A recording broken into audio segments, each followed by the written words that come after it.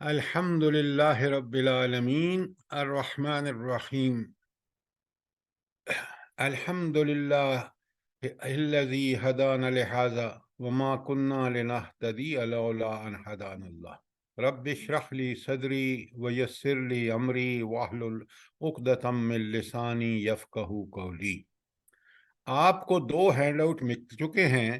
ایک ہے پوری جنگوں کے حوالے سے جو نبی کریم صلی اللہ علیہ وسلم کی مشہور غزوات ہیں، اس کا پورا ایک ایک پیج کا آپ کو مل چکا ہوگا، اور دوسرا ہے جنگ سورہ جو ہم نے پڑھنی ہے، اب شروع کرنی ہے سورہ، اللہ آپ کا بھلا کرے،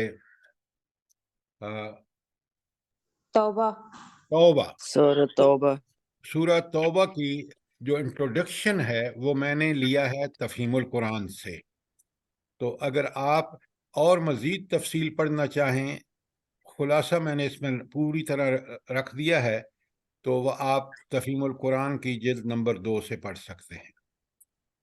آج ہم وہ جو جنگیں ہیں نبی کریم صلی اللہ علیہ وسلم کے مشہور غزوات جو آپ کے پاس پہنچ چکے ہیں، اس پہ ہم، اور میں نے اس کے اوپر آپ لکھ لیں یا آپ الگ لکھ لیں، پھر بعد میں جو نوٹس ہیں اس پہ لکھیں، کہ میں نے خاص طور پر، کیونکہ آج کل یہ جو یہود کا مسئلہ ہے، اسرائیل، اور کس طرح وہ ظلم ڈھا رہا ہے فلسطینی مسلمانوں پر، یہی واقعات آپ کے سامنے میں انہی حوالوں سے ہم گفتگو کریں گے۔ وہ جو 3 قبیلے مدینے میں موجود تھے یہودیوں کے، ایک بنی کین کا تھا، بنی کین کا، دوسرا تھا بنی نذیر، اور تیسرا تھا بنی قریظہ۔ یہ اتنے جمع اور مضبوط تھے کہ یہ تقریباً پورے مدینہ کو رول کرتے تھے۔ اوس اور خزرج 2 بڑے قبیلے تھے، ان کے اب سب ٹرائب تھے۔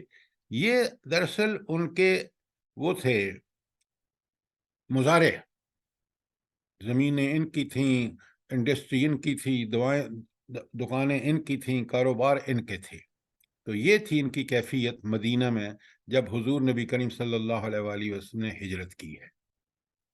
آپ کوئی بھی سوال ہوگا تو آپ کلیئر کر لیں گے، لیکن اس بات کو آپ نے سمجھنا ہے۔ وجہ یہ ہے کہ آج ہم ذلیل اس لیے ہو رہے ہیں کہ ہم قرآن اور سنت سے ہدایت نہیں لے رہے۔ ہم امریکہ جو یہودیوں کا پشت پناہ ہے، اس کے ہم بھی غلام ہیں۔ یہ ہے وہ مرض۔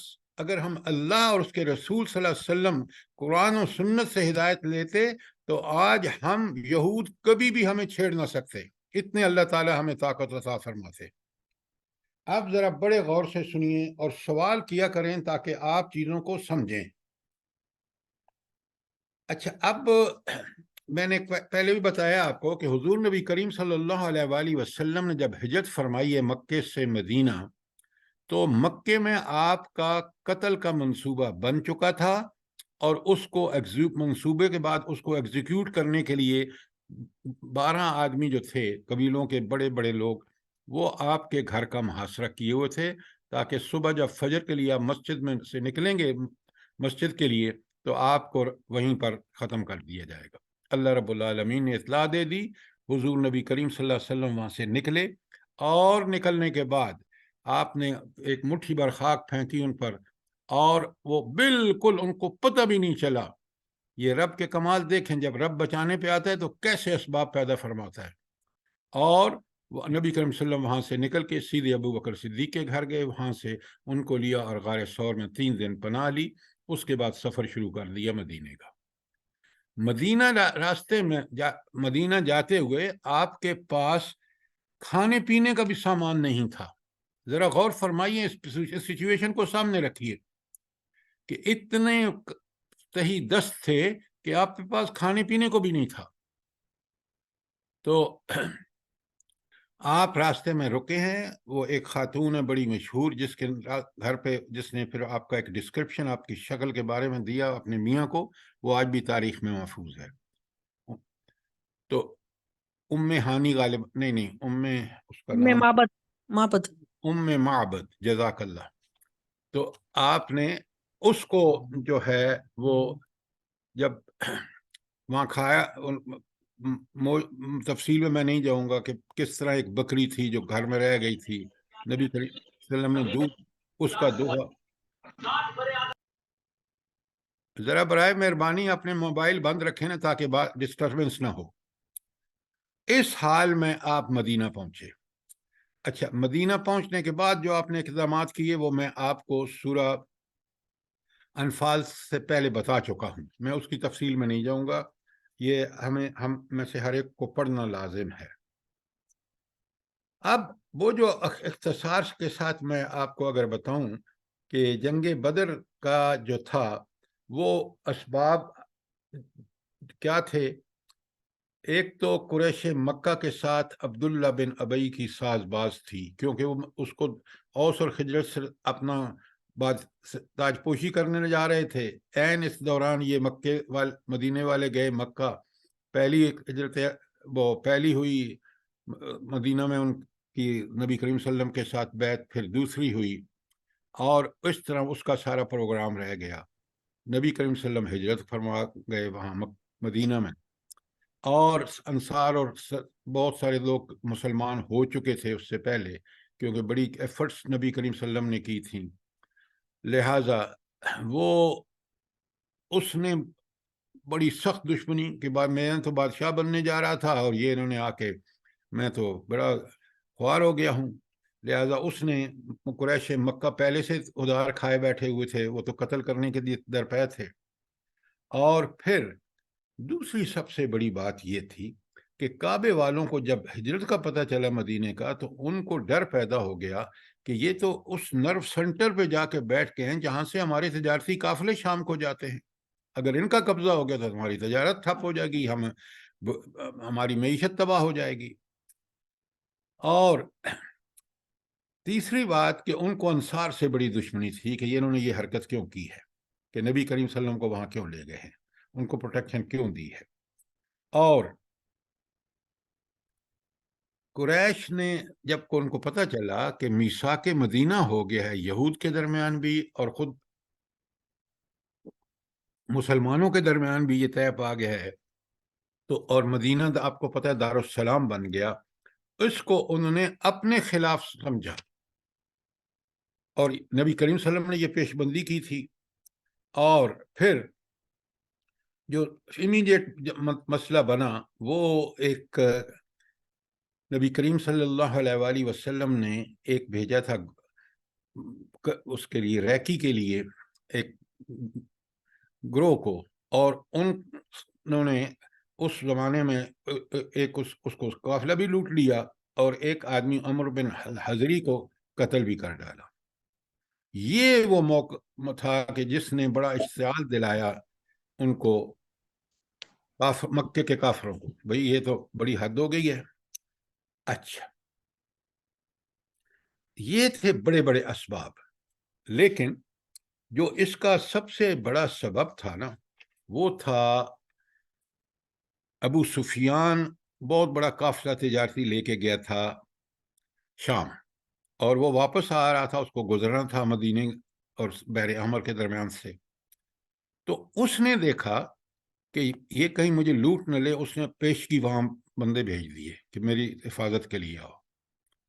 اچھا، اب مکے والوں نے، مشرکین مکہ نے 1000 کا لشکر بڑے کیل کانٹے سے لیس، اور وہ آ گیا، اور انہوں نے قافلہ تو سیفلی گزر گیا تھا، لیکن کیونکہ وہ آئے تھے مدینے میں نبی کریم صلی اللہ علیہ وسلم اور ساتھیوں کا خاتمہ کرنے کے لیے، تو اس لیے انہوں نے بدر کے میدان میں آ کے ڈیرے ڈال دیے. نبی کریم صلی اللہ علیہ وسلم پہنچ گئے، وہاں ہوئی جنگ بدر. اور جنگ بدر میں میں بتا چکا ہوں آپ کو، 70 صحابہ، 70 کافر مکے کے سردار قتل ہو گئے، 70 قیدی بن گئے. تو اس طرح اس جنگ میں معجزانہ طور پر 303 جن کے پاس نہ گھوڑے، نہ پوری تلواریں، نہ پورا سامان، انہوں نے 1000 کے لشکر کو جو پوری طرح کیل کانٹے سے لیس تھا اس کو شکست دے دی. یہ چیز جو تھی یہ بہت بڑا، اس نے ڈی مورلائز کیا کافروں کو، اور مسلمانوں کو اللہ تعالیٰ نے فتح دی. تو مسلمان جو تھے وہ بڑے اللہ کی استعید اور نصرت پر خوش و خرم تھے۔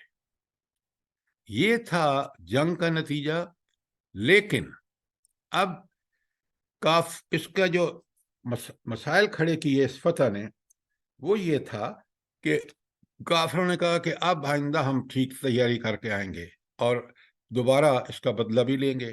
پہلی بات انہوں نے یہ طے کر لی، اور سرداروں کے قتل سے ان کے حوصلے تو پست ہوئے، لیکن انہوں نے مقابلے کے لیے پھر، کیونکہ آپ کو پتہ ہے یہ عصبیت تھی علی کہ بھائی ہم نے بدلہ لینا ہے، لہذا یہ ان کو جو بات کھٹکی۔ اور اب یہاں میں آپ کے سامنے اور تفصیلات بیان نہیں کروں گا، لیکن وہ جو 3 قبیلے مدینے میں تھے، بالکل آج کی اس کی روشنی میں سمجھیں، اور کس طرح اللہ نے ہمارے سامنے اس یہودیوں سے مقابلے کے لیے نبی کریم صلی اللہ علیہ وسلم کے حوالے سے ہمیں پوری رہنمائی دے دی ہے۔ یہاں تک کوئی سوال ہو آپ کا جو میں نے بیان کیا ہے، کوئی چیز سمجھ نہ آئی ہو؟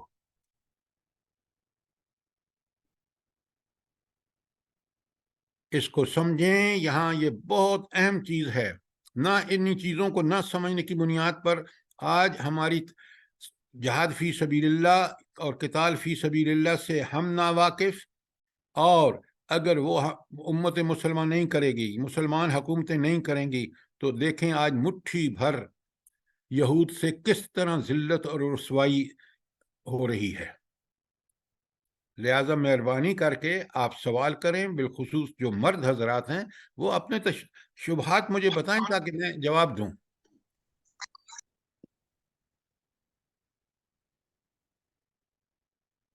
آپ ذرا سنیے یہود کی کیا پوزیشن تھی مدینے کے شہر میں۔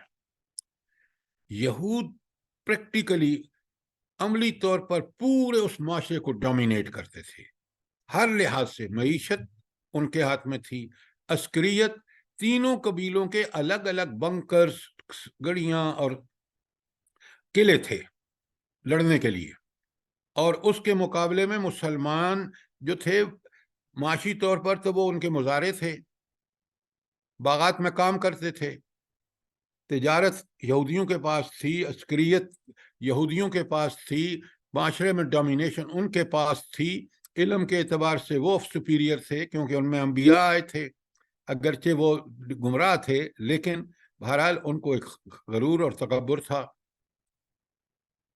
حتیٰ کہ جب نبی کریم صلی اللہ علیہ وسلم گئے ہجرت کر کے مدینہ پہنچے تو انہوں نے کہا کہ یہ کیا بگاڑ لیں گے ہمارا، بھائی جن لوگوں نے ان کو بلایا ہے وہ ہمارے مزارع ہیں۔ تو انہوں نے کوئی پرواہ نہیں کی اور ایک معاہدہ بھی کر لیا میثاق مدینہ نبی کریم صلی اللہ علیہ وسلم سے کہ بھائی ہم جوائنٹلی مل کے دونوں دفاع کریں گے اور کسی اور کو ہم یہاں پناہ نہیں دیں گے۔ ان کو یہ نہیں پتا تھا کہ یہ ساری چیزیں نبی کریم صلی اللہ علیہ وسلم اپنی بصیرت اور اپنی نبوت کی حکمت جو اللہ نے ان کو دی ہے کر رہے ہیں کہ کل انہوں نے حملے کرنے ہی کرنے ہیں۔ جنہوں نے جو مکے میں قتل کرنے کے لیے پاور رکاب تھے وہ یہاں کب چھوڑیں گے؟ تو انہوں نے معاہدے پر کر لیا۔ اچھا، اب جب 2 رمضان 2 ہجری میں یہ واقعہ ہوا جنگ بدر کا، تو ان کی آنکھیں کھلی کی کھلی رہ گئیں کہ او ہو، جن کو ہم یہ سمجھتے تھے کہ ہمارے مزارع ہیں اور نبی کریم صلی اللہ علیہ وسلم آ گئے ہیں ان کے سردار بن کے، تو کون سی بڑی مشکل ہوگی ہمارے لیے، طاقت تو ہمارے ہاتھ میں ہے۔ لہٰذا ان کو فوراً کھٹکا کہ او ہو، یہ تو ہمارے لیے بھی کل خطرہ ثابت ہو سکتے ہیں۔ اب ان یہودیوں کا ایک قبیلہ، بڑے غور سے سنیے اور سمجھیے اس بات کو، ایک قبیلہ بنو کین کا جو شہر کے اندر مدینے کے اندر آباد تھا، سونار وہ تھے، لوہار وہ تھے، اور ان کی گڑیاں اپنی، قلعے اپنے، بنکرز اپنے، انہوں نے چھیڑ چھاڑ شروع کر دی مسلمانوں سے۔ اور جب چھیڑ چھاڑ شروع کر دی تو آپ دیکھیں وہ کس حد تک گئے۔ انہوں نے کیا حرکت کی کہ انہوں نے نبی کریم صلی اللہ علیہ وسلم کو سب سے پہلے تو انہوں نے شرارتیں شروع کر دی مسلمانوں سے، اور رسول اللہ صلی اللہ علیہ وسلم نے ان کو نصیحت کی کہ بھائی اس طرح نہ کرو۔ سنیں وہ کیا کہتے ہیں، بڑے غور سے سنیں۔ وہ کہتے ہیں محمد صلی اللہ علیہ وآلہ وسلم تمہیں اس بنا پر خود فریبی میں مبتلا نہیں ہونا چاہیے کہ تم نے قریش کے کچھ اناڑی اور جنگ سے ناآشنا لوگوں کو مار لیا ہے۔ اگر تمہاری لڑائی ہم سے ہو گئی تو تمہیں پتہ چل جائے گا کہ ہم مرد ہیں۔ آپ دیکھیں وہ رسول اللہ صلی اللہ علیہ وسلم کو آنکھیں دکھا رہے ہیں، اور ایک قبیلہ جو بڑا جمایا سنار وہ لوہار وہ اسلحہ وہ بناتے ہیں، بنکرز ان کے وغیرہ وغیرہ۔ اب رسول اللہ صلی اللہ علیہ وسلم کی دیکھیں حکمت عملی۔ اب یہ اس نقشے کو ہمیشہ سامنے رکھیں اور آج کے حالات میں دیکھیں کہ مسلمانوں کا کیا ستیہ ناش ہو گیا ہے۔ رسول اللہ صلی اللہ علیہ وسلم نے جواب میں صبر فرمایا، ان سے ان کی جرت اور بڑھ گئی اور انہوں نے اپنے بازار میں ہنگامہ کر دیا، جس میں ایک مسلمان اور ایک یہودی مارا گیا۔ اب رسول اللہ صلی اللہ علیہ وسلم نے ان کا محاصرہ فرما لیا۔ یہ نصف شوال 2 ہجری ہفتے کا دن تھا۔ 15 دن گزر گئے کہ ذی قعدہ کی چاند رات انہوں نے ہتھیار ڈال دیے۔ کس قبیلے نے؟ بنو کینکا نے۔ اور رسول اللہ صلی اللہ علیہ وسلم نے انہیں شام کی طرف جلا وطن کر دیا، جہاں کچھ عرصے کے بعد پھر 7 ہجری میں آپ نے حملہ کر کے ان کی طاقت کا خاتمہ کر دیا۔ یہ تھا پہلا قبیلہ، یہ تھا اتنا طاقتور، اور ان چیزوں سے جب بھی مومنوں نے قبضہ فتح پائی ہے تو جہاد اور قتال فی سبیل اللہ کے جذبوں سے۔ اور حضور نبی کریم صلی اللہ علیہ وسلم نے اس وقت اس قبیلے کو جو ان سے کہیں طاقت میں بڑھ کر تھا، اس کو غرور تھا، کس طرح نبی کریم صلی اللہ علیہ وآلہ وسلم نے اللہ تعالیٰ کی تائید اور نصرت اور مسلمان مجاہدین کے ذریعے ان کو شکست دی۔ کوئی سوال، کوئی بات سمجھ نہ آئی ہو؟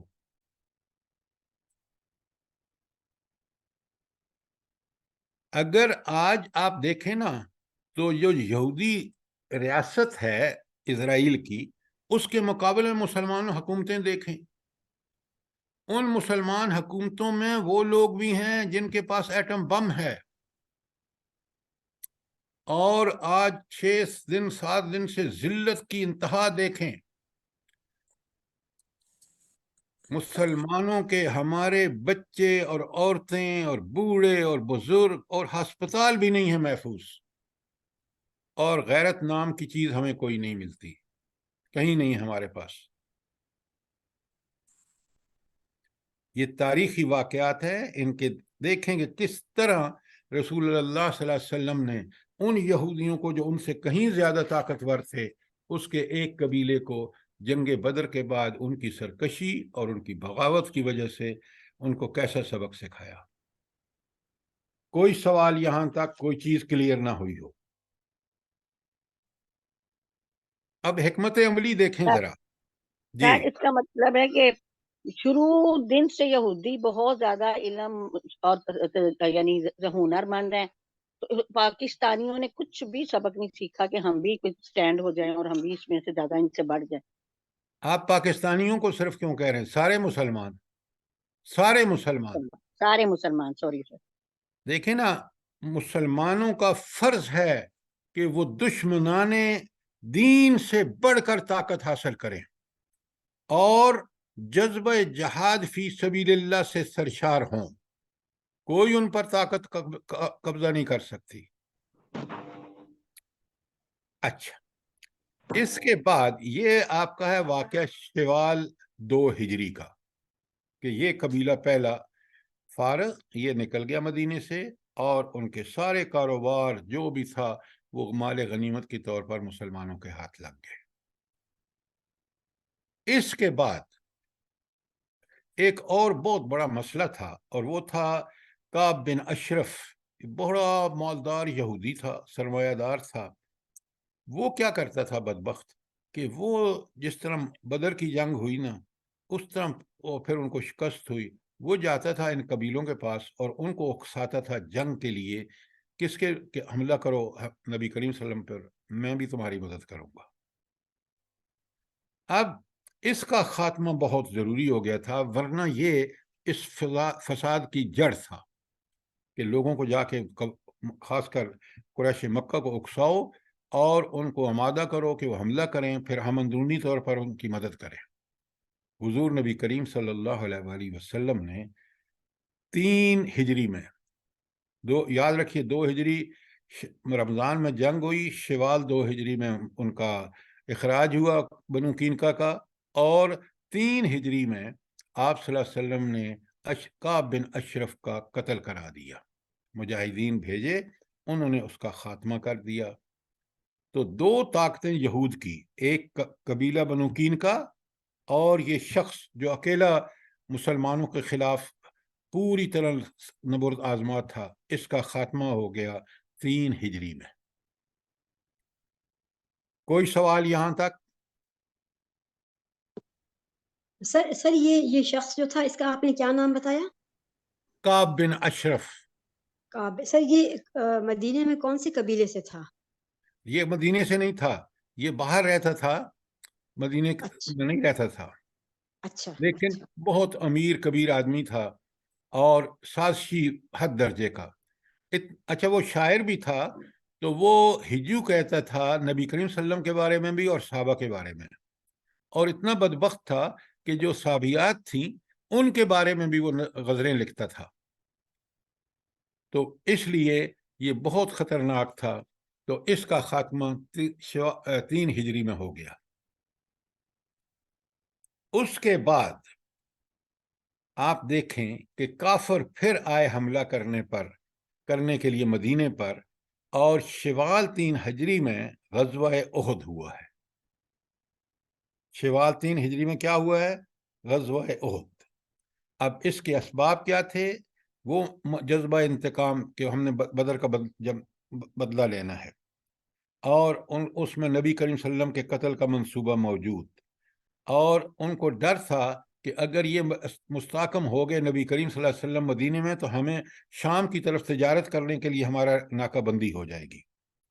اور کفار نے خوب جنگی تیاریاں کیں، اور کعب بن اشرف جو یہودی تھا، اس نے، کیونکہ یہ 3 ہجری، اس کا انتقال بھی 3 ہجری میں، اس سے پہلے اس نے جا کے خوب ان کو اکسایا۔ یہ تھے اسباب۔ اور کفار کا لشکر 3000 تھا، اونٹ 3000 تھے، گھوڑے 200 تھے۔ ان 3000 لشکر میں 700 لوگ زرہ پوش تھے۔ آپ تیاری کا اندازہ کریں۔ اچھا، مسلمانوں کا لشکر جو تھا وہ صرف 650 آدمی تھے۔ صرف کتنے تھے؟ 650 آدمی۔ اور وہ بھی کیا ہوا کہ جب مدینے سے نکلے نا، تو مدینے سے نکلتے وقت 1000 کے قریب تھے لوگ۔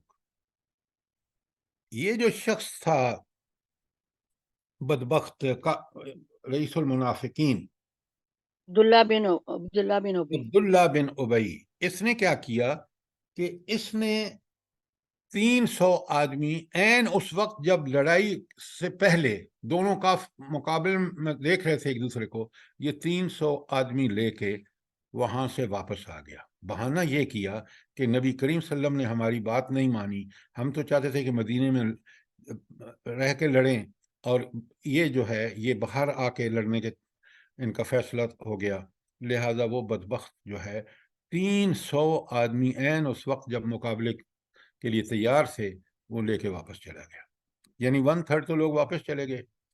اچھا، اس میں جو عجیب، آپ کو اگر قرآن ہم پڑھتے نہیں ہیں نا، ہدایت نہیں لیتے، اور ہم کیونکہ طاغوت سے سارے مشورے کرتے ہیں، تو اس نے کیا کیا کہ جب یہ حالت ہوئی تو اب سنیں وہ کہتا کیا ہے۔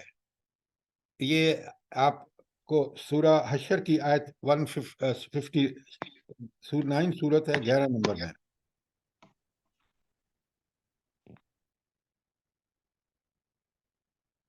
لَإِنْ أُخْرِجْتُمْ، اگر تم لڑو گے، تم نکل کر لڑو گے، لَنَخْرِجُنَّ مَعَكُمْ، تو یہ کہتے ہیں کہ ہم تمہارے ساتھ مل کے لڑیں گے۔ کون کہہ رہا ہے؟ یہودیوں کو، عبداللہ بن ابی۔ وَلَا نُطِيعُ فِيكُمْ أَحَدٍ أَبَدًا، اور تمہارے بارے میں ہم کسی کی بات نہیں مانیں گے، یعنی نبی کریم صلی اللہ علیہ وسلم کی بات بھی نہیں مانیں گے۔ وَإِن قُوتِلْتُمْ، اگر تم سے لڑائی ہو گئی، लनंसुरन्नकुम, हम तुम्हारी जरूर मदद करेंगे। ये थी उसकी कमिटमेंट काफरों के साथ, अब्दुल्ला बिन अबई जो रईसुल मुनाफिकीन है। अच्छा, जब ये 300 आदमी लेके वापस हुआ ना, तो खुद जो लश्कर था उसमें 2 कबीले जो थे, औस का एक छोटा कबीला और एक छोटा कबीला खजरज का, ये भी बददिल हो गए। और जब ये बददिल हो गए तो इन बदबख्तों ने भी चाहा कि हम भी साथ छोड़ दें, लेकिन रब्बुल आलमीन का खास करम हुआ और ये उससे बाज रहे। इसकी बात जो है वो क्या है, वो ज़रा आप सुन लें कि हुजूर नबी करीम सल्लल्लाहु अलैहि वसल्लम ने जब इनका ये हशर देखा और अब्दुल्ला बिन अबई लेके चला गया, और ये 2 कबीले कौन से थे, एक बनु सलमा था और एक बनु हारसा। तो ये दोनों कबीले भी बददिल होके लौटना चाह रहे थे, लेकिन रब्बुल आलमीन ने अपने ख़ास करम से इनके हौसले मजबूत फरमाए। और सूरह आल इमरान में तबसरा है, आयत 122 में आपके सामने पढ़ रहा हूँ, बिल्कुल इनकी सिचुएशन इन दोनों कबीलों के बारे में यहाँ बयान हुई है। बिस्मिल्लाहिर्रहमानिर्रहीम, इज़ हम्मत ताइफुम मिनकुम अन तफशला, जब तुम में से 2 कबीलों ने या 2 जमातों ने कसद किया कि वे बुज़दिली अख्तियार करें।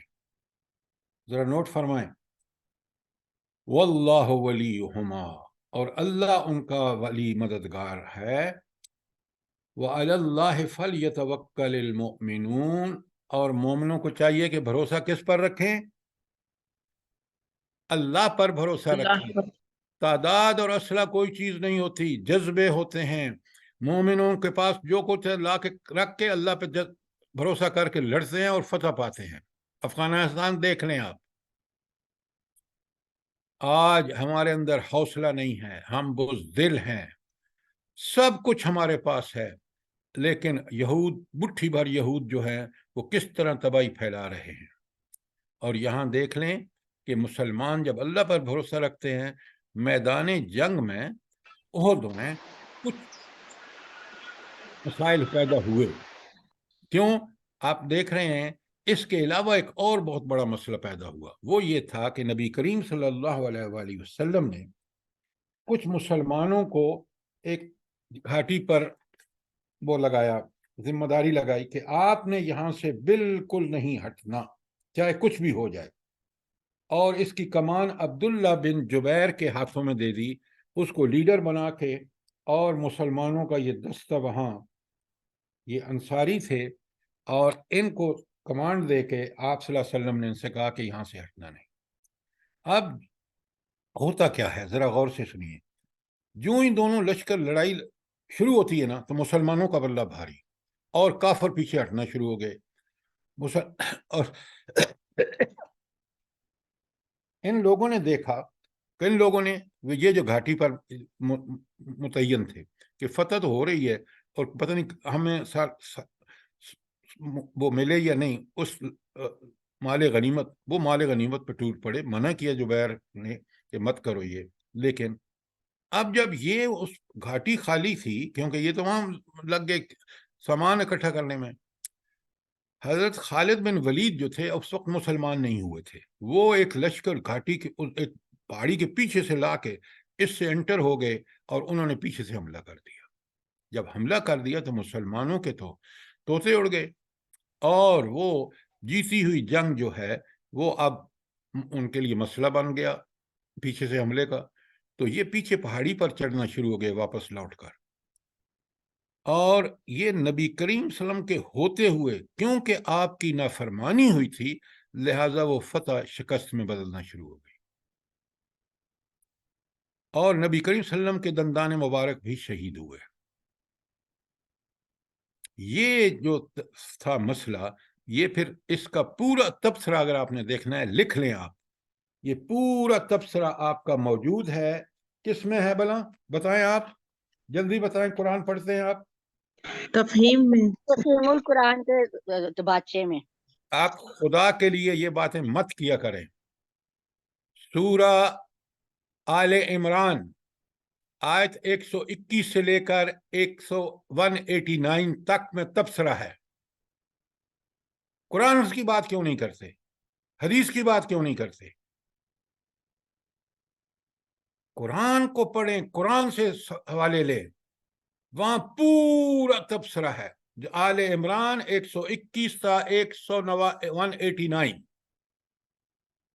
بالکل اس کو پڑھیں، بالکل سمجھ آ جائے گا. السلام علیکم سر. اللہ تعالیٰ نے تبصرہ فرمایا ہے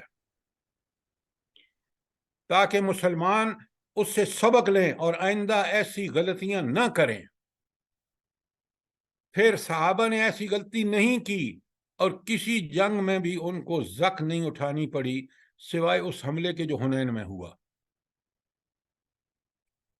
ہم نے کبھی پڑھا ہی نہیں قرآن کو ہدایت کے لیے، ثواب کے لیے پڑھتے ہیں، ثواب کے لیے درس دیتے ہیں. قرآن کتاب ہدایت ہے. اور دیکھیں جنگوں کے بارے میں ہدایات کتنی زبردست ہیں. بات کو سمجھیے خدا کے لیے.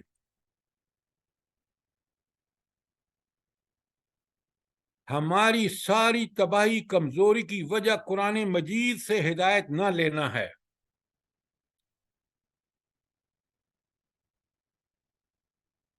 اب جب یہ اس کافروں سے غلطی ہو گئی اور حضور نبی کریم صلی اللہ علیہ وآلہ وسلم نے ایک کمال کا ایکشن لیا.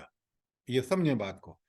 کافروں سے غلطی یہ ہوئی کہ جب انہوں نے اس طرح دیکھا کہ شکست ہو گئی ہے، انہوں نے مدینہ شہر کا رخ نہیں کیا اور وہ واپس چل دیے. حضور نبی کریم صلی اللہ علیہ وسلم نے اس صورتحال میں جو دیکھ رہے ہیں آپ کے مسائل کتنے تھے، ان کا تعاقب کیا. صحابہ کو لیا اور ان کے پیچھے چل دیے. انہوں نے راستے میں سوچا واپس جانے کا، لیکن ان کو یہ بھی پتہ چل گیا کہ پیچھے تو نبی کریم صلی اللہ علیہ وسلم آ رہے ہیں. اس کو انگریزی میں کہتے ہیں پرو ایکٹیو اپروچ، کہ آپ صلی اللہ علیہ وسلم نے یہ سمجھ لیا کہ یہ کہیں سوچ کے واپس نہ آ جائیں اور مدینہ گھس گئے تو مسئلہ شکست تو ہمیں پارشل تو ہو گئی ہے. تو نبی کریم صلی اللہ علیہ وسلم نے اس اپنے ایکشن سے ان کو واپس نہیں آنے دیا. یہ تھا جو آپ کو تبصرہ ضرور پڑھنا چاہیے، سمجھنا چاہیے. خدا کے لیے قرآن کو سمجھ کے پڑھیں کہ آیت سورہ آل عمران کی آیت 121 تا 189 پورا تبصرہ موجود ہے. بالکل اللہ تعالیٰ نے سوال کر کے پھر جواب دے کے کھولا ہے اس کو. السلام علیکم سر. وعلیکم السلام ورحمۃ. ایک بات پوچھنی تھی کہ جب یہ واقعہ ہوا ہے تو اس وقت مال غنیمت کے تقسیم کے احکامات نہیں آئے تھے؟ صحابہ کرام نے یہ سوچا مال غنیمت کے لیے، تو کیا یہ تقسیم آپ سن چکے ہیں کہ سورہ انفال جو جنگ بدر کے بعد 2 ہجری میں وہاں احکامات آ چکے تھے. جی. اچھا، لیکن آپ کو پتہ ہے 1 سال بھی نہیں گزرا تھا، شوال 3 ہجری میں یہ جنگ ہوئی ہے نا.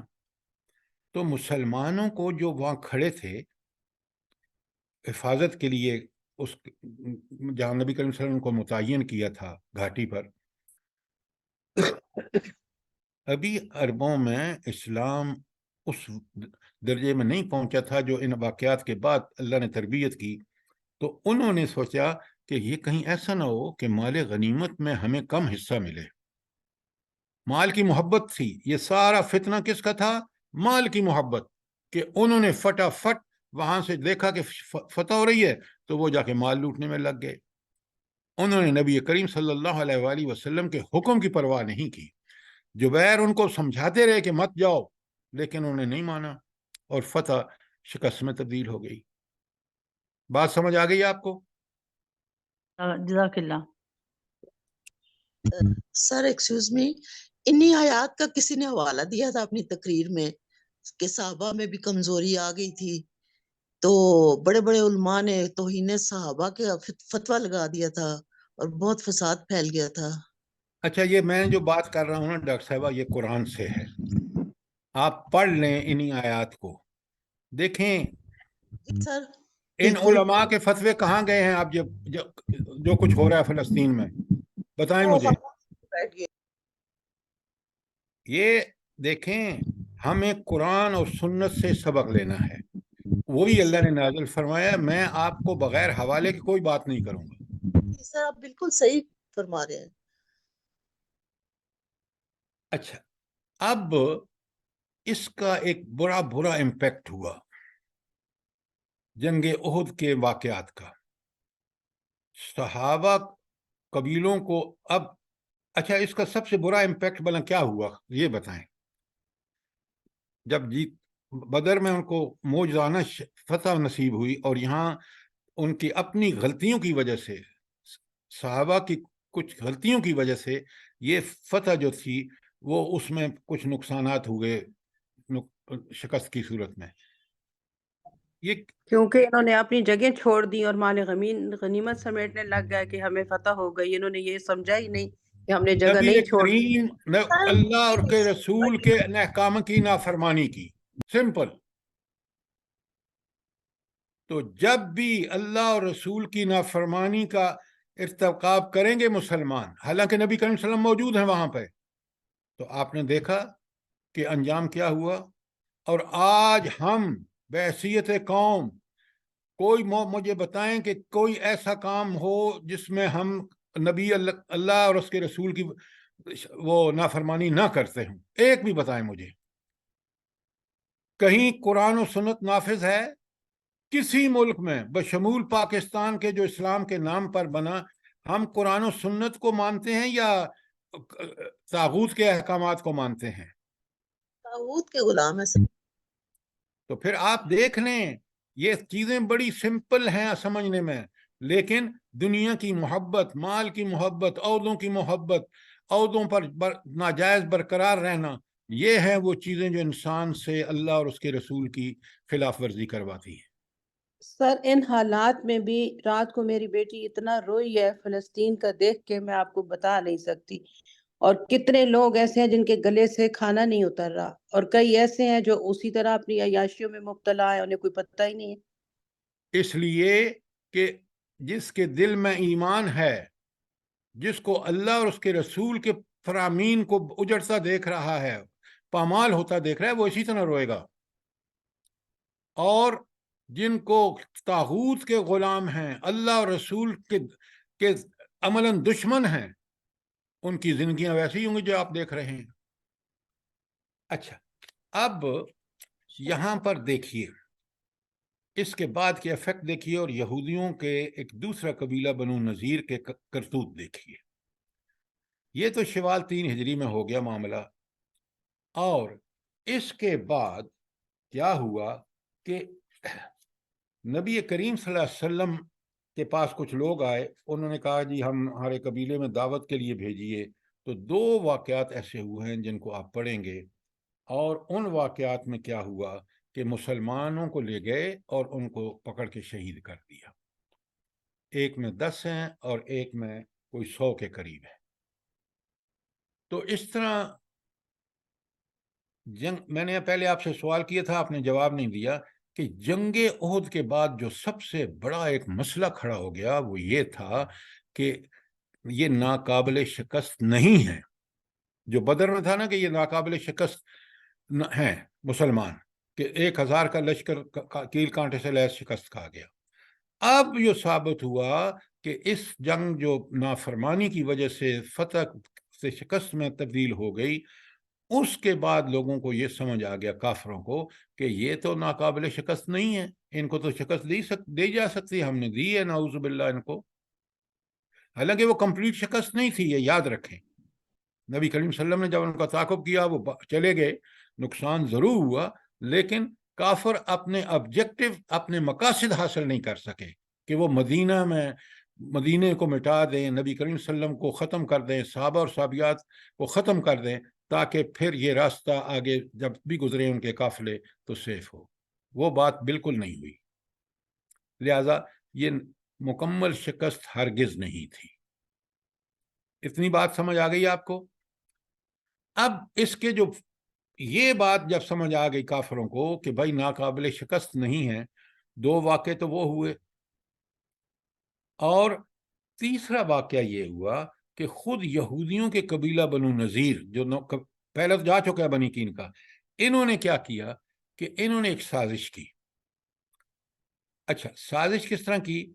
2 قتل ہو گئے مسلمانوں کے ہاتھوں، اور اس کا طے تھا میثاق مدینہ میں کہ جو اگر ایسا کوئی معاملہ ہوگا تو پھر اس کا جو خون بہا ہے وہ یہود اور مسلمان مل کے دیں گے. نبی کریم صلی اللہ علیہ وسلم ان کے پاس گئے کہ بھئی یہ واقعہ ہو گیا ہے. انہوں نے کہا جی بالکل دیتے ہیں، آپ یہاں اس سائے کے نیچے بیٹھے دیوار کے. ادھر انہوں نے ایک منصوبہ یہ بنایا کہ اوپر سے ایک بڑا بھاری پتھر گرایا جائے تاکہ نبی کریم صلی اللہ علیہ وسلم ختم ہو جائے. یہ کس کا منصوبہ تھا؟ یہود کا. اللہ رب العالمین نے بذریعہ وحی جبریل اللہ کے رسول صلی اللہ علیہ وسلم کو بتا دیا. آپ وہاں سے اٹھے گئے اور پھر ان کا آ کے محاصرہ کر لیا. اور بالکل اسی طرح جس طرح بنو کین کا نے ہتھیار ڈال دیے تھے، انہوں نے بھی ہتھیار ڈال دیے اور یہ بھی چلے گئے وہاں سے. تو مدینہ دوسرے قبیلے سے بھی خالی ہو گیا، اور یوں مسلمانوں نے اب صرف ایک قبیلہ بنو قریظہ رہ گیا ہے.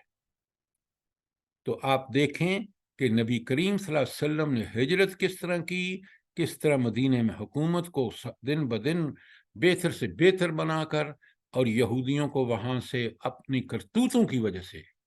پہلے بھی آپ نے دیکھا کہ بنی کینکا نے خود دست درازی کی مسلمانوں پر، اور انہوں نے تو انتہا کر دی کہ نبی کریم صلی اللہ علیہ وسلم کے قتل کے لیے آپ کو وہاں بٹھا کے، اور وہ کرنے لگے تھے. نبی کریم صلی اللہ علیہ وسلم کو اللہ تعالیٰ نے اطلاع فرما دے دی.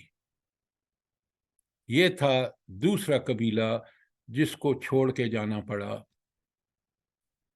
مدینہ. کوئی سوال، کوئی چیز کلیئر نہ ہو؟ سر یہ دوسرے قبیلے کا نام ذرا دوبارہ بتا دیں. بنو نذیر، زواد سے ہے، بنو نذیر. نون زواد یہ رے. جی جی جی جزاک اللہ. یہ تھی جنگ احد، اور اس کے بعد یہ تھا مسئلہ جو بنی نذیر کے ساتھ ہوا، اور یوں ان کا خاتمہ ہو گیا اور وہ بھی مدینے سے نکل گئے، جلا وطن ہو گئے. اس کے بعد شوال 3 ہجری میں ہوا ہے نا غزوہ احد. بالکل احزاب جو ہے اس کو جنگ خندق بھی کہتے ہیں اور جنگ احزاب بھی کہتے ہیں. اچھا میں نے احد کا بتا دیا آپ کو کہ قرآن میں آپ نے تبصرہ پڑھنا ہے تو سورہ آل عمران کی آیت 121 تا 179 189. اب آ جائیے پھر، کیونکہ غزوہ احد میں کافروں کو یہ سمجھ آ گئی کہ نبی کریم صلی اللہ علیہ وسلم کو نعوذ باللہ شکست دی جا سکتی ہے. انہوں نے جا کے خوب قبائل کے اندر ان کو ابھارا اور ان کو آمادہ کیا کہ چلو اس نعوذ باللہ بقول ان کے کہ اس فتنے کے خاتمے کے لیے تم ہمارے ساتھ تعاون کرو. اور وہ یہودی جو چلے گئے تھے خیبر میں جلا وطن ہو کے، انہوں نے بھی ان لوگوں کو خوب اکسایا. لہذا غزوہ خندق یا غزوہ احزاب، خندق اس لیے کہتے ہیں کہ نبی کریم صلی اللہ علیہ وسلم نے فیصلہ فرمایا صحابہ سے. سلمان فارسی رضی اللہ عنہ کے کہنے پر خندق. آپ ذرا جلدی نہ کیا کریں نا، تاکہ مجھے بات بیان کرنے دیا کریں. صحابہ کو بلایا اور آپ نے مشورہ کیا. جب مشورہ کیا تو سلمان فارسی نے بتایا کہ یہ ایک بہترین طریقہ ہے. نبی کریم صلی اللہ علیہ وسلم نے سمجھا، صحابہ نے سمجھا، آپ نے ان پہ عمل کا شروع کر دیا. اب یہاں ایک واقعہ میں آپ کو ضرور سناؤں گا. جب خندق کھود رہے تھے مسلمانوں کی حالت قسم پرسی دیکھیں. ایک صحابی نے نبی کریم صلی اللہ علیہ وآلہ وسلم سے عرض کیا، یا رسول اللہ دیکھیں میں نے ایک پتھر پیٹ پہ باندھا ہوا ہے، بھوک کا یہ عالم ہے کہ میں کام نہیں کر سکتا، اور اس کے لیے میں نے یہ. حضور نبی کریم صلی اللہ علیہ وآلہ وسلم نے اس کو بتایا کہ یہ دیکھو میں نے 2 پتھر باندھے ہوئے ہیں. یہ تھے ہمارے نبی کریم صلی اللہ علیہ وسلم کہ جنہوں نے اس خندق کی کھدائی میں مزدوروں سے بڑھ کر کام کیا. اور کیا حالات ہیں جن کو آپ دیکھیں. ہے کوئی مسلمان حکمران آج؟ بتائیں مجھے. ہدایت تو ہمیں لینی تھی قرآن سے، ہدایت ہمیں لینی تھی نبی کریم صلی اللہ علیہ وسلم کو نمونہ بنا کے اللہ نے بھیجا ہے ہمارے لیے. کس قدر ہم غافل ہیں. سوچیں ذرا، یہ اللہ کا کسی پاس ظلم نہیں کرتا. یہ ذلتیں، یہ پستیاں، یہ ہمارے کرتوتوں کا نتیجہ ہے. بہت اچھی طرح سمجھیے بات کو. اچھا، بہرحال خندق مکمل ہو گئی اور یہ 10,000 کا لشکر لے کے مکہ والے قبائل سارے، احزاب حزب کی جمع ہے، یعنی سارے گروہ جمع ہو گئے. سارے گروہ سے کیا مطلب ہے؟ مکے والے بھی اور سارے قبائل. 10,000 کا لشکر آیا تو نبی کریم انہوں نے دیکھا کہ آگے تو خندق کھدی ہوئی ہے، لہذا انہوں نے ڈیرے ڈال دی باہر. انہوں نے کہا کب تک اندر رہیں گے؟ 1 مہینے محاصرہ جاری رہا. کافروں نے جب بھی کوشش کی خندق کو پار کرنے کی تو مجاہدین نے ان کو زج کر دیا اور ان کے کچھ بندے مارے گئے. لہٰذا وہ اندر آنے سے تو باز رہے، باہر بیٹھے ہوئے ہیں. جب باہر بیٹھے ہوئے ہیں اندر مدینے کے اندر، آپ کو پتہ ہے ابھی ایک قبیلہ باقی ہے اور وہ ہے بنی قریظہ. ان بدبختوں نے کیا کیا؟ انہوں نے ان سے ساز باز شروع کر دی. کس سے؟ جو باہر بیٹھے ہوئے کافر تھے جو حملہ کرنے آئے تھے، اور ان سے یہ طے کر لیا کہ یہ اندر سے کریں گے گڑبڑ اور وہ حملہ کر دیں گے. اس طرح مسلمانوں کو مدینے میں ختم کیا جا سکتا ہے. اس کی خبر ہو گئی نبی کریم صلی اللہ علیہ وسلم کو، اطلاع ہو گئی. آپ نے کنفرمیشن کی، وہ بھی پتہ چل گیا. تھوڑے سے آپ پریشان ہوئے اور کچھ صلح کی باتیں. تو اوس اور خزرج کے قبیلوں نے کہا یا رسول اللہ دیکھیں مجاہدین، دیکھیں ان کے قربانیاں. کہتے ہیں یا رسول اللہ ہم نے تو ان کو حالت امن میں بھی ان کو کبھی اس قابل نہیں سمجھا کہ ہم ان سے کوئی اس طرح کی ڈیل کریں. آپ ڈٹ جائیں. این یہ باتیں ہو رہی تھیں کہ رات کو ایسا طوفان آیا کہ صبح جب مسلمان اٹھے تو دیکھا کہ وہ سارے کافر تو واپس چلے گئے ہیں اور یہودیوں کا منصوبہ دھرے کا دھرا بنی قریظہ کا رہ گیا. اور اس موقع پر ایک اعلان کیا نبی کریم صلی اللہ علیہ وسلم. بڑے غور سے سنیے، پھر آپ نے سوال کا جواب دینا ہے. حضور نبی کریم صلی اللہ علیہ وسلم نے فرمایا کہ اب کبھی بھی مکے والے حملہ نہیں کریں گے مدینے پر. اس کے بعد کبھی وہ نہیں کر سکیں گے. کیوں فرمایا؟ جلدی بتائیں. اس لیے سر کہ سب قبائل مل کے آئے تھے اور یہود نے بھی ان کا ساتھ دیا تو پھر بھی ان کو ناکامی ہوئی. تو آپ کی حکمت عملی تھی اور آپ کی دور اندیشی تھی. تو اس وجہ بالکل ٹھیک کہا ڈاکٹر صاحبہ آپ نے کہ اب نہ کبھی مکے والے اتنے لوگ جمع کر سکیں گے جتنے انہوں نے کیے، نہ 1 مہینے تک محاصرہ کر سکیں گے. لہذا آئندہ اب وہ کبھی اگریشن نہیں کریں گے. یہ معاملہ 5 ہجری کا ہے. اب نبی کریم صلی اللہ علیہ وسلم نے جب صبح دیکھا کہ یہ تو جا چکے ہیں، آپ صلی اللہ علیہ وسلم کو پوری ان کی آگاہی تھی منصوبے کی بنی قریظہ کی. آپ نے ان کا محاصرہ کر لیا.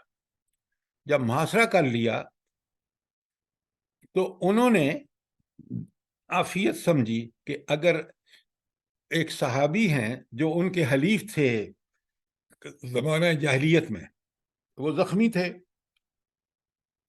ان سے کہا گیا کہ وہ اگری کر گئے کہ اگر جو فیصلہ وہ کریں ہمیں قبول ہے اور ہم جو ہے اس کے مطابق ہم پابند ہوں گے اس فیصلے کے. یہ تھے سردار سعد بن معاذ. تو انہوں نے جب ان کو فیصلے کے لیے کہا گیا کہ آئیے آپ فیصلہ، تو ان کو سوار کر کے لائے اور ان سے فیصلہ لیا. انہوں نے جب یہ فیصلہ دیا کہ ان کے مردوں کو قتل کر دیا جائے اور ان کے بچوں عورتوں کو غلام بنا لیا جائے. اس فیصلے پر پتہ ہے حضور نبی کریم صلی اللہ علیہ وآلہ وسلم نے کیا فرمایا؟ آپ پڑھتے نہیں ہیں، خدا کے لیے پڑھیں۔ حضور نے فرمایا یہ اللہ تعالیٰ کا 7 آسمانوں پر فیصلہ ہے جو تم نے کیا ہے۔ اور یہاں وہ قبیلہ ختم کر دیا گیا۔ کیوں؟ ان کا جرم یہ تھا، ذرا سوچیں کہ ان کافروں کے ساتھ مل کے مدینے کو تہس نہس کر دیا جائے، اور اس کی پوری کنفرمیشن نبی کریم صلی اللہ علیہ وسلم نے کر لی تھی۔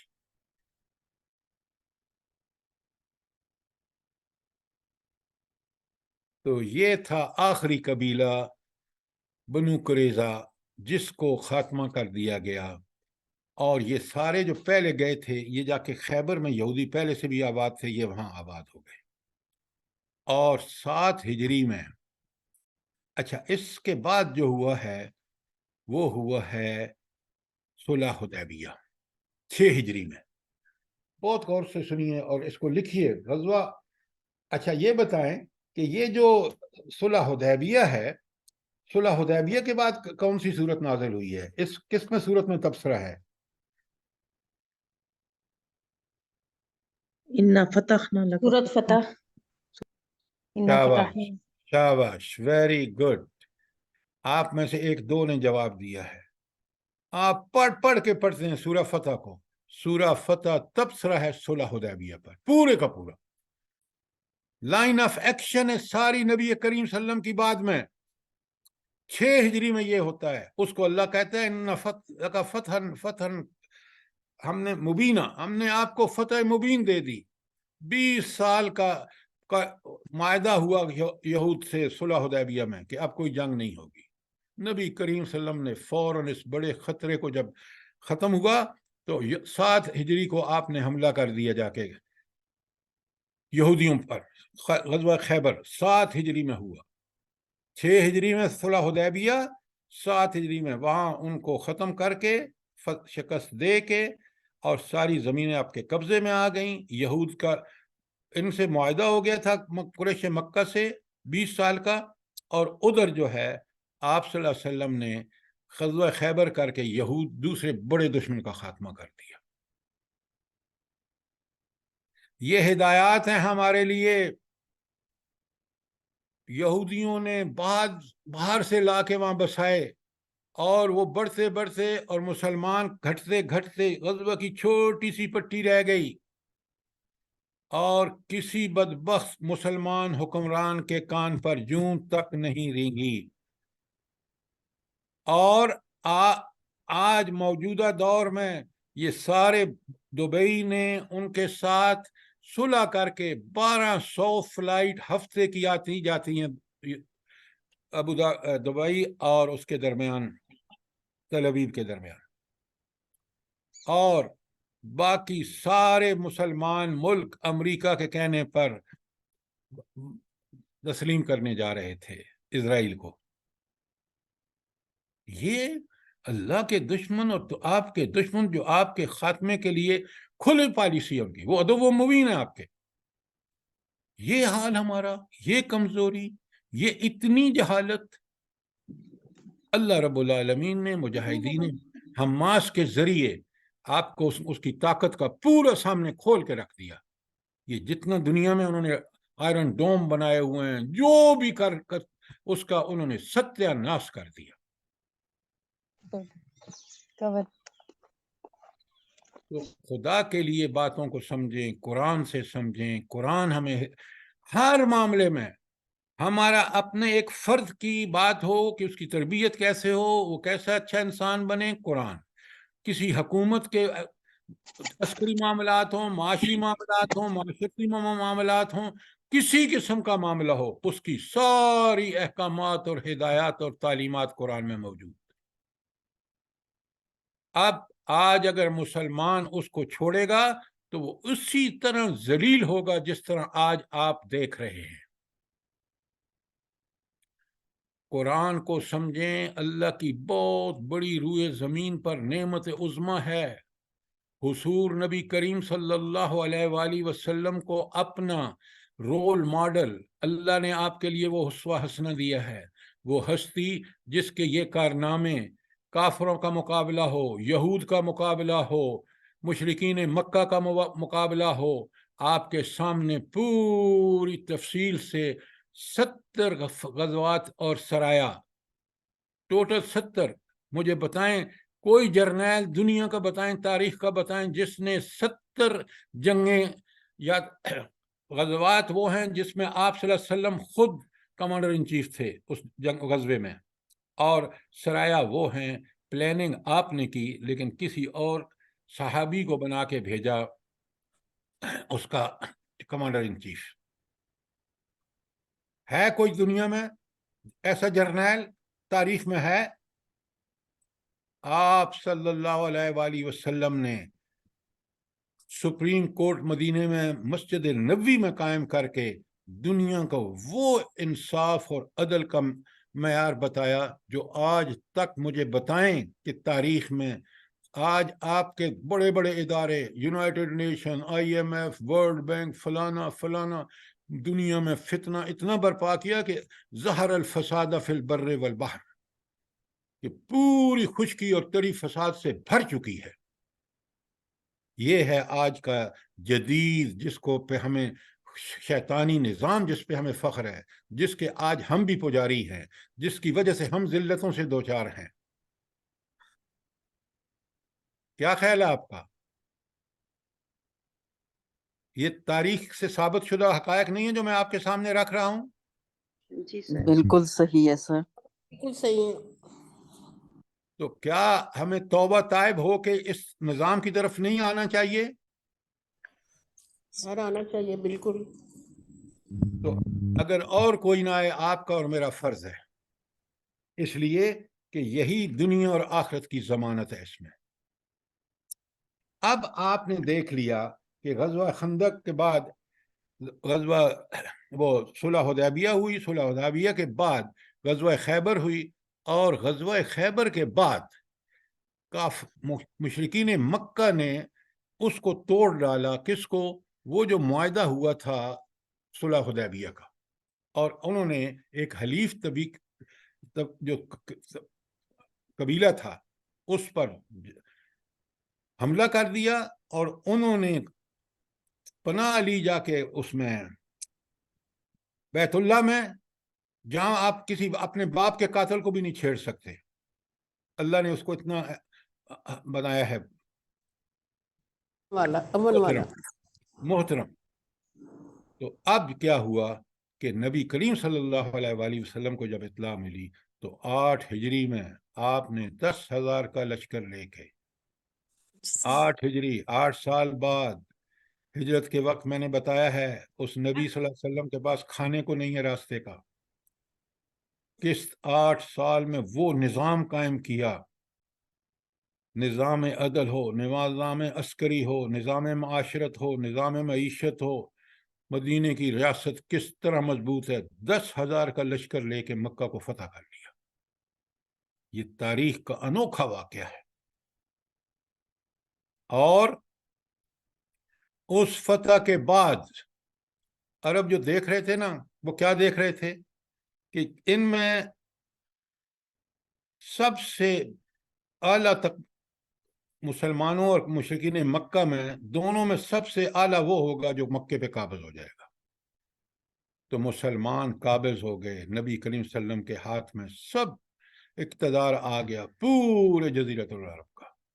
اور آپ دیکھیں اس کے بعد کاش آپ پڑھے، قبیلے کے قبیلے کافروں کے کہاں جا رہے ہیں؟ مدینہ جا رہے ہیں۔ کس لیے جا رہے ہیں؟ حضور نبی کریم صلی اللہ علیہ وسلم کے ہاتھ پر بیعت کرنے کے لیے، مسلمان ہونے جا رہے ہیں۔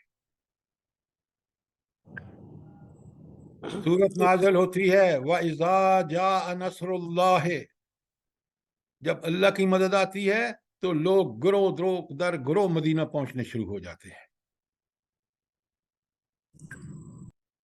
اور اس وقت حکم کیا ہے؟ فَسَبِّحْ بِحَمْدِ رَبِّكَ، اپنے رب کی تسبیح بیان کر جس نے تجھے صرف 8 سالوں میں یہ کیفیت دکھا دی کہ 13 سال مکے میں آپ نے مصیبتیں برداشت کی، اذیتیں برداشت کی، مشقتیں برداشت کی، اور 8 سال کے جنگوں کے بعد، فتح مکہ کے بعد جو ہے وہ آپ نے دیکھا کہ حضور نبی کریم صلی اللہ علیہ وسلم نے کو حکم ہوا کہ سبح بحمد ربک، वस्तगफिरु इन्नहु कान तव्वाबा। ये मोमिन कोई चीज अल्लाह की मदद के बगैर, उसके हुक्म के और इसके इज़्न के बगैर नहीं हो सकती। ये सब उस रब का करम था। रसूलुल्लाह सल्लल्लाहु अलैहि वसल्लम और मुजाहिदीन ने दीन के अकामत का हक अदा किया, अल्लाह ने उसके जवाब में उनको वो कुछ दिया जो उनकी उम्मीदों से भी बढ़कर था। अब आपके हैंडआउट में अगर आप देखें तो सुलह हुदैबिया पूरी तफसील से मौजूद है।